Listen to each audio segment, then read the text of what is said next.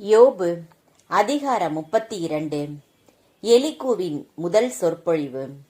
யோபு தம்மை நேர்மையாளராக கருதியதால் இந்த 3 மனிதர்களும் அவருடன் சொல்லாடுவதை நிறுத்திவிட்டார்கள். அப்போது பூசியனும் இராமின் வீட்டைச் சேர்ந்த பராக்கேலின் புதல்வனுமான எலிகூ சீற்றம் அடைந்தான்.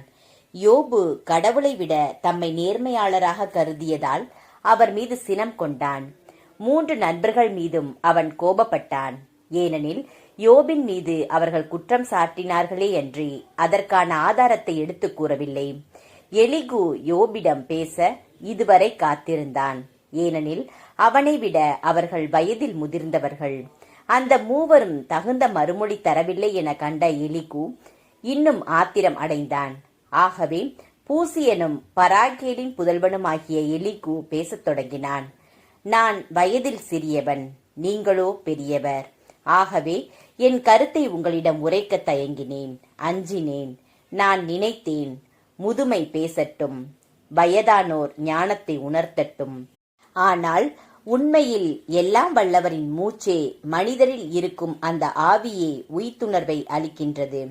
வயதானோர் எல்லாம் ஞானிகள் இல்லை, முதியோர் நீதியை அறிந்தவரும் இல்லை.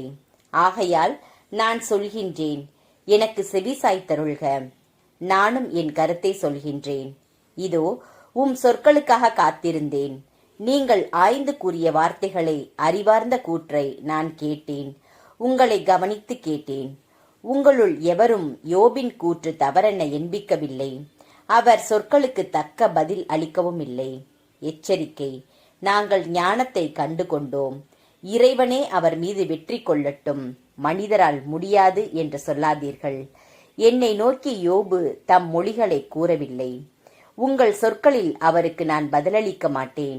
அவர்கள் மலைத்து போயினர், மீண்டும் மறுமொழி உரையார். அவர்கள் ஒரு வார்த்தையும் சொல்வதற்கில்லை. அவர்கள் பேசவில்லை, நின்று கொண்டிருந்தாலும் பதில் சொல்லவில்லை. நான் இன்னும் காத்திருக்க வேண்டுமா? நானும் என் பதிலை கூறுவேன், நானும் என் கருத்தை நவில்வேன். ஏனெனில் சொல்ல வேண்டியவை என்னிடம் நிறைய உள்ளன. என் உள்ளத்தில் ஆவி என்னை உந்துகிறது. இதோ என் நெஞ்சம் அடைப்பட்ட திராட்சை ரசம் போல் உள்ளது, வெடிக்கும் புது ரச துருத்தி போல் உள்ளது. நான் பேசுவேன், என் நெஞ்சே ஆற்றிக்கொள்வேன்.